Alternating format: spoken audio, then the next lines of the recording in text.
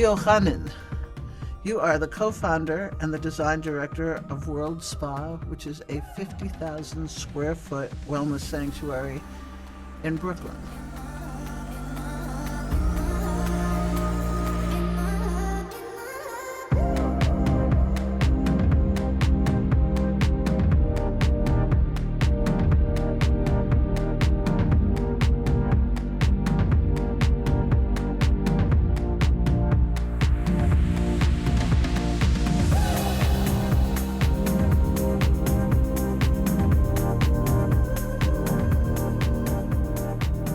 You know, the only thing I think that is more breathtaking and more remarkable about the concept of World Spa is the execution.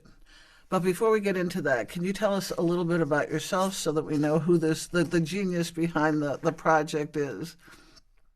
Well, there are actually few geniuses, but well, I will talk about myself. My background is corporate architecture. Then I used to design skyscrapers and creating urban planning proposals and projects for large scale infrastructural projects in US and outside of the country. But then I switched to design museums, presidential libraries, and after few, which was the Yeltsin's presidential library in Siberia, uh, partially Clinton's library in Little Rocks, and the Jewish Museum and Center of Tolerance in Moscow, very complex museums.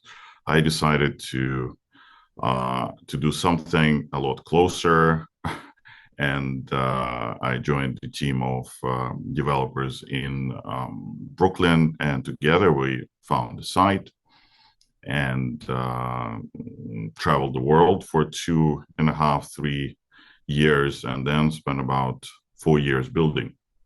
They say what they say about you is that you are a dynamic force at the intersection of design, technology, curated experiences, and wellness. So the spa that you've built, the 50,000 square foot spa, that at one point was a parking lot, correct? Correct? And you Yes. developed it, yeah. So tell us about the facility because you traveled around the world and you brought back authentic pieces from.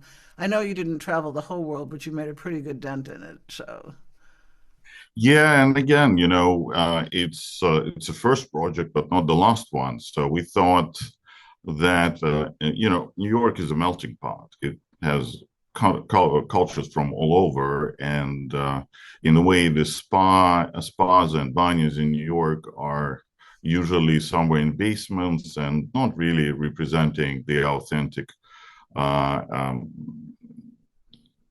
space and techniques that exist. And there are a lot of research in Europe and Asia, but unfortunately, somehow we're in lack of enjoying them. And when you travel a lot and you see all this beautiful cabins, beautiful traditions, beautiful rituals and treatments, and then you're asking yourself, like, why it's not there? Why can't New York, with all the amount of people, money, and ambition, have this in? So at some point, this question got answered. So that's how we brought it.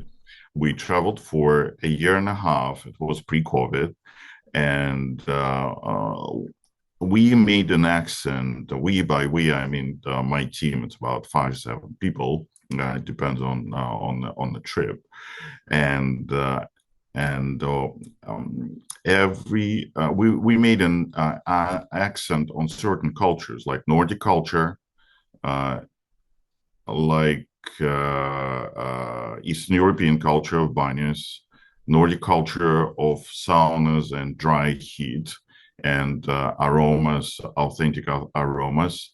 The uh, hammams from Turkey, and slightly but very different hammams from Morocco, and even brought the Japanese onsen, which is the Japanese version of how to take how to take it, how to take a bath, and it's an amazing tradition with a lot of insights.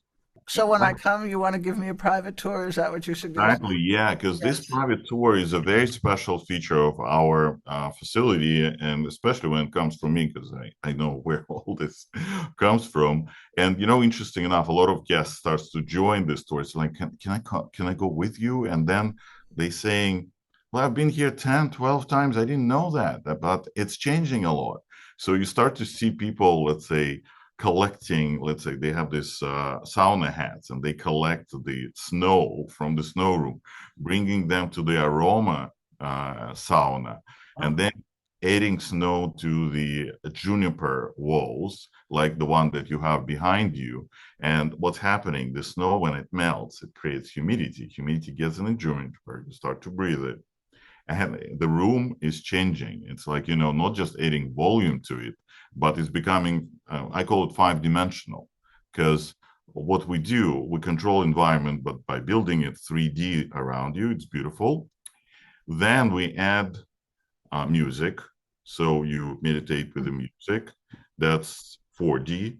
And then we add aroma, which is natural, and it comes from different kinds of woods, the herbs that we add to the ceiling in certain places, and we replace them to feel fresh. And that is 5D. So, the 6D is only what's in your mind, and that is only in your control, but everything else is controlled for you. Well, not only did you bring the traditions, but you also brought the authentic materials, correct? That's true. In order to originally, actually, the concept was that we'll bring materials or studies and we'll be able to find a lot of local materials and local craftsmanship that will help us to build a lot of cabins here in New York and States.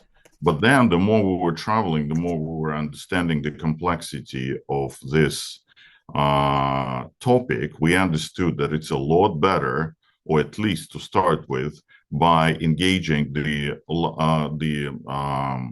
craftsmanship from the source, build the cabins there, assemble there, test it there, Oh, then disassemble it, put it in a container, and ship it. So, the first 2 weeks of COVID, we received about 10 containers from all over the world that we had to unload and then put together. So it was like a major, interesting exercise of logistics, and then set them up to work in an authentic setting.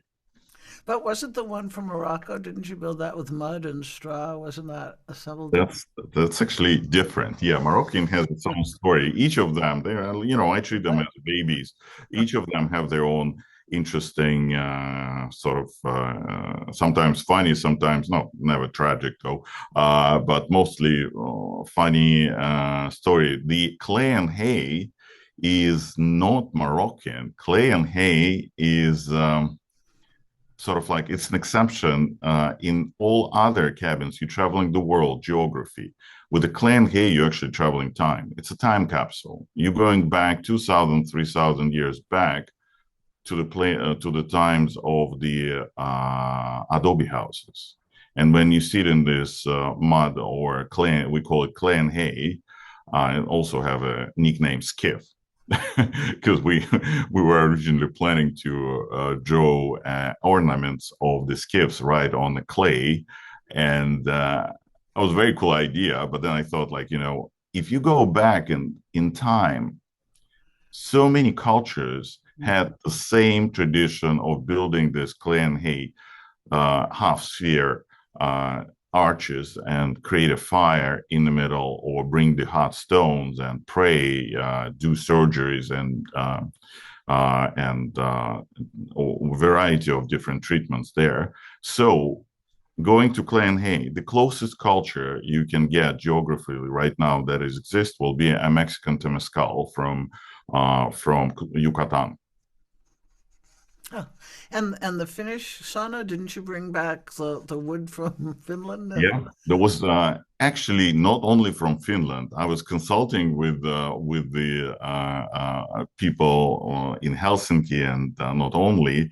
And when I told them about my research of the variety of the woods I can have an access to, they said, "Well, choose your palette because there are no restrictions. If you will stay within the common sense and understanding, pick few kinds of wood that is hard to get in Finland. And for example, one of the woods that is from 7 different planks that used in Finnish sauna, we do have a Chechen cherry.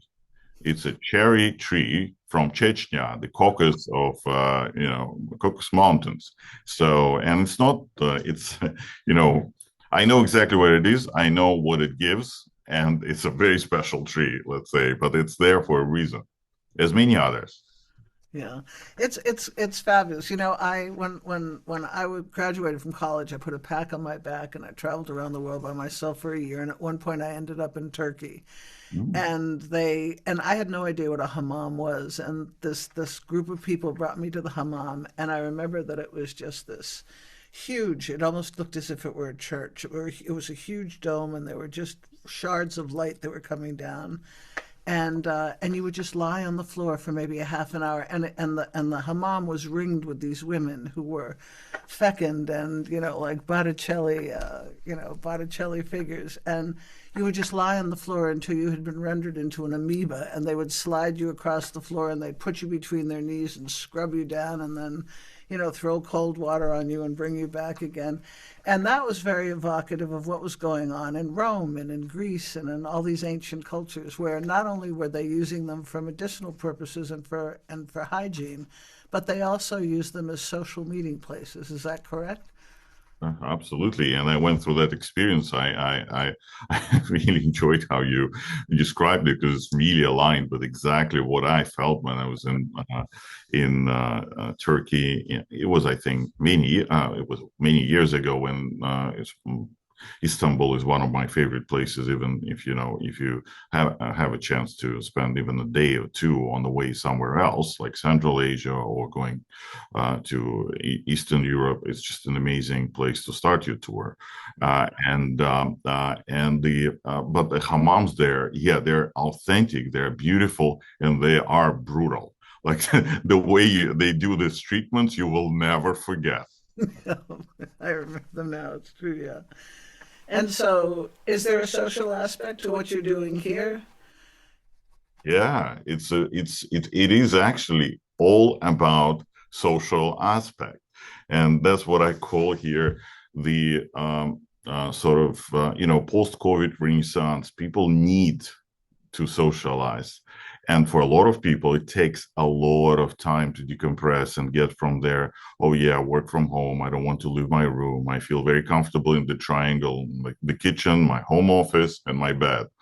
And especially in New York, where a lot of people live in the tiny small apartments, and for them to get out to a park is one thing, but to get into a social place where they celebrate life and not only enjoying it, you actually making a certain things to your body that makes you a lot healthier, and you get this push of energy that is it's just very hard to describe. But I'm lucky because every other day when I'm in the facility and I'm going through the floor and I see hundreds, and we get hundreds and hundreds of people every day. And the great thing, the facility is big enough for them to feel, uh, you know, mm, not to bump into each other, and to feel that they have enough room to like a private space and enjoy themselves. In certain places, they can meditate. In certain places, they are sitting in like dozens. And in certain places, we actually educate them on the authentic traditions. Like we have a grande banya, which is the Eastern European version of sauna with a high humidity. It's kind of dark and it fits up to 65, 70 people. It's huge. It's the largest banya on a continent. Uh, and and we every 2 hours we have so-called events where guys with veniki, which is the branches, so like the old branches coming in with snowballs from a snow room and the cold water and create something that is so special and educational and healthy, and it's like a small show, 15 maybe 10 minutes, but it's just enough, every 2 hours to let people to educate them, and some people actually run into this showman or like Veniki masters, and then asking for like, can I get the same treatment but just like the full thing, and we have a variety of very special treatments like Khanin salt scrub in combination with the Veniki heat. You're not going to get it anywhere else. Well, and the other thing that I want to avail myself of when I go to Brooklyn is you've got a Japanese and a Korean head massage. Yeah. And I was reading about that. My God, the It's exquisite morsel. it's a continuous research. We're bringing a lot of new techniques. Some things are authentic, some things are high tech. Like we have a water jet, super high end bed, which is meant for people. There are a lot of people who are coming and saying like, I really need a back massage. I just don't want anybody to touch me. So how can you do that? Well, you can. Now you can, and it's available here. And there are many other things. And the team is continuously searching for new treatments and seeing how it's going to work in combination in an ensemble with all other offerings that we have. So, are you going to do this in other places? Is this just? Yeah, the idea is, and we are in search. There are so much.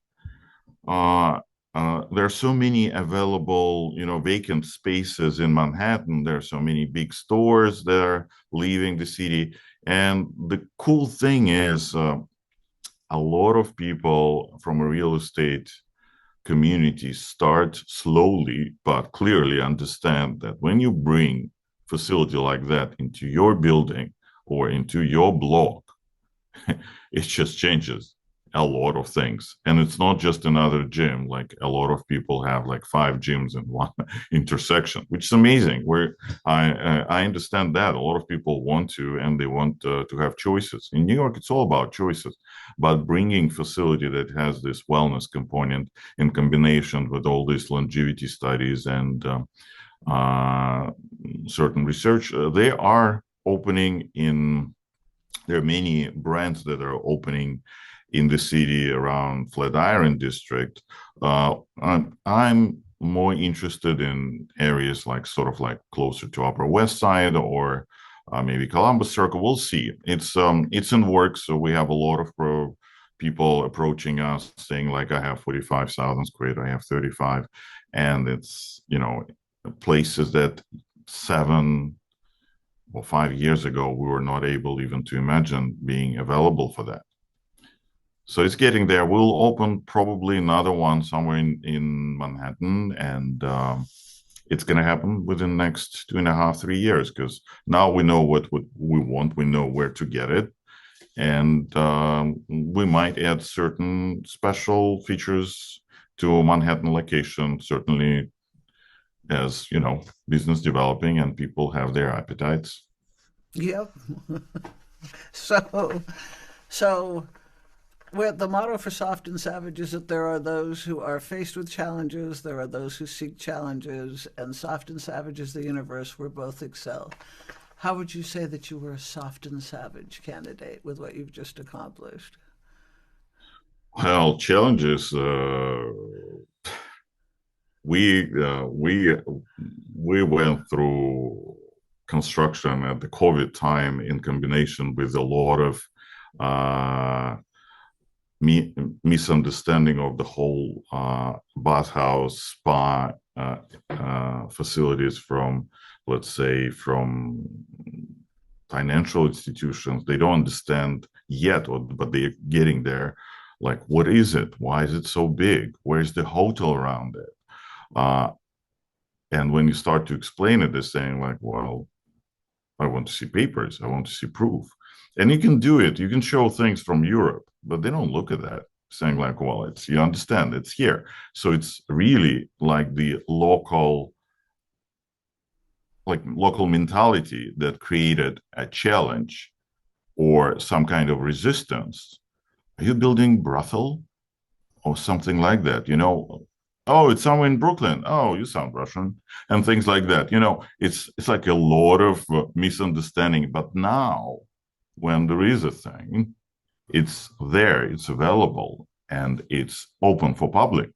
Because a lot of guests who are coming here, they're saying like, well, it's members only, I think, because they see the quality of construction, and they think it's like, looks like very expensive hotel spa somewhere in Arizona, or maybe somewhere in Dubai. Hmm. But that's what makes it so cool. So combination of these misunderstandings and challenges in in in a strength with the mission that we have, an ambition for this brand to grow. Uh, I think that's what makes us one of your kind. And this is open to the public, as you say. This is not just a private club. Oh no, no, you can just go get a general admission weekdays, Sundays. I think we're only closed one day in the year, which is Yom Kippur, and it's understandable. Yeah. But every other day, you're welcome to come. And if any would like to go, and we have a lot of people driving all the way from Connecticut, New Jersey, because again, not that much of variety available, and people are curious, and then they come back, and Yeah. then they come back every other week. Yeah. And I think another stigma that you had to overcome when I was a kid, we used to go to Studio 54, and Uh-huh. then afterwards people would go to Plato's Retreat. And I only went there once, but it was, you would just see these people who were sitting there in petri dishes, and it was just, snorting cocaine and smoking pot, and it was just, and this is clearly at the way at the other end of the spectrum. This is the realization of the exquisite morsel. So The time is different. The younger crowd is all about staying health. healthy and staying young forever, and we cannot blame them. And why not? Especially if it's all available within us. We don't need to add pretty much anything. It's just this centuries and thousands of years of culture that was available, and now we need to take advantage of it in combination with our bodies.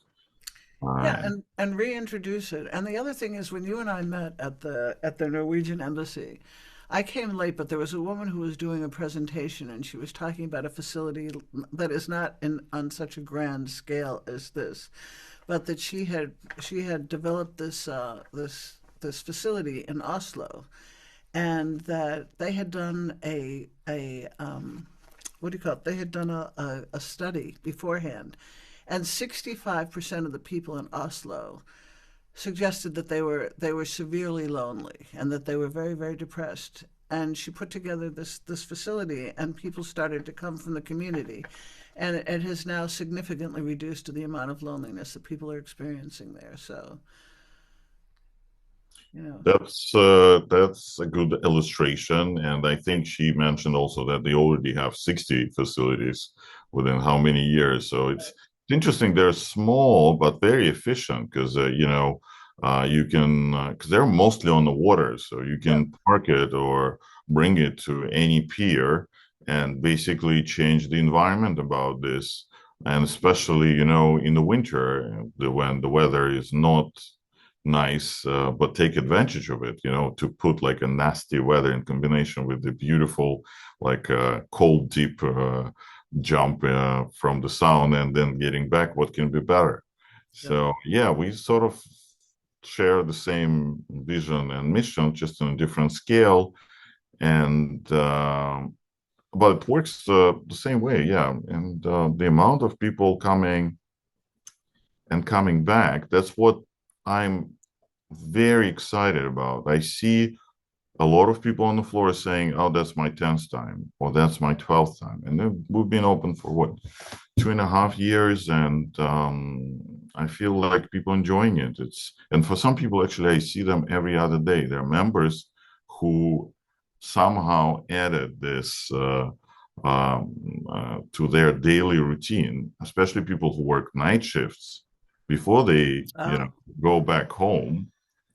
They and in order to avoid traffic and make and get the push of energy and health, they come here for a few hours, and they're like a part of our family now. So I feel like it's exciting to see new faces, and then they're becoming, part of your day to day hello.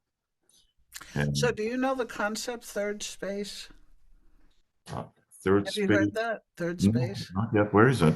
Well, I had heard it years ago. I have adult boy-girl twins, and when they first left university, they did this 50,000 square foot climbing gym, Brooklyn Boulders, Oh and there yeah. were and there were a lot of people there who were talking about third space, and I had no idea what it was, and then I didn't hear it again until I was at the embassy the other night.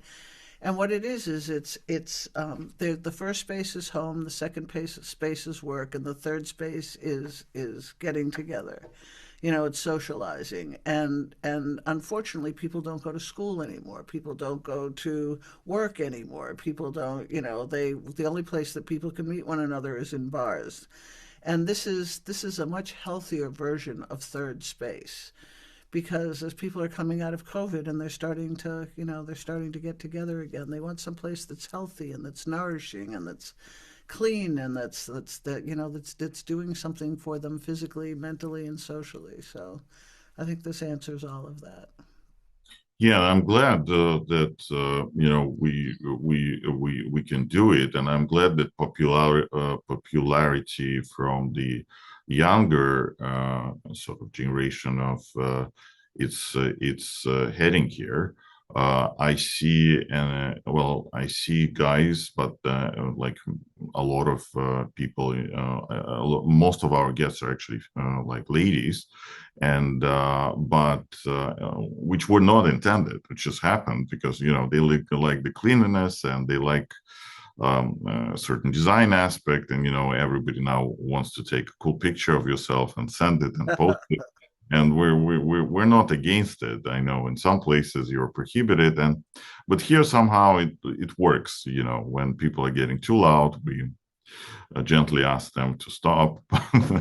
It's easy to get excited, and you see, and for but my mission and sort of like seeing people be getting happier, because I feel that in in the Russian literature, Dostoevsky mentioned that the beauty will save the world, and that was partially my mission when I was an architect, designing and changing skylines. But then I understood that mission, the beauty will not change the world, or save the world. What's going to happen is love will save the world. And in order for people to get more of love, they need to be a little more relaxed, a little more or a lot more happier than they are. And it's very hard to do it in the city when there are so many challenges around you. But when you go to a place like spa, and this spa is public space with all these cabins, you see other people, you see this beautiful, three-dimensional environment. You breathe it, different aromas from around the world. You see other people enjoying it. You're becoming a little happier. And with that, you're becoming a lot more loving. So it's a simple but very clear mission of saving the world with a small ability to make people slightly a little happier and a little more loving to each other. And that's what we do. And I think we do it well based on the percentage of returning customers. So, I think it's so necessary today. God. yeah, yeah. Well, thank you very much for coming on Soft and Yeah. Savage. It was a pleasure. It's a pleasure knowing you. Same here. And I'm going to the facility after Mother's Day. I'm sure that you are booked to the nines for this weekend. Yeah, well, yeah, Mother's Day is packed. Like we Yeah, have 2 days that are big challenges for the team, but we're ready. Like first year we were not, we were like all in pieces. But now after all of that, we know the Valentine's Day I and was the gonna Mother's say that. Day. It's a perfect storm, and we're on it. Yes. Good for you. Good for you. Well, I wish you many more destinations. Sure. Thank you. Well Thank you. built. Thank you. If you liked our show today, please like and subscribe. And thank you very much for joining us on Soft and Savage.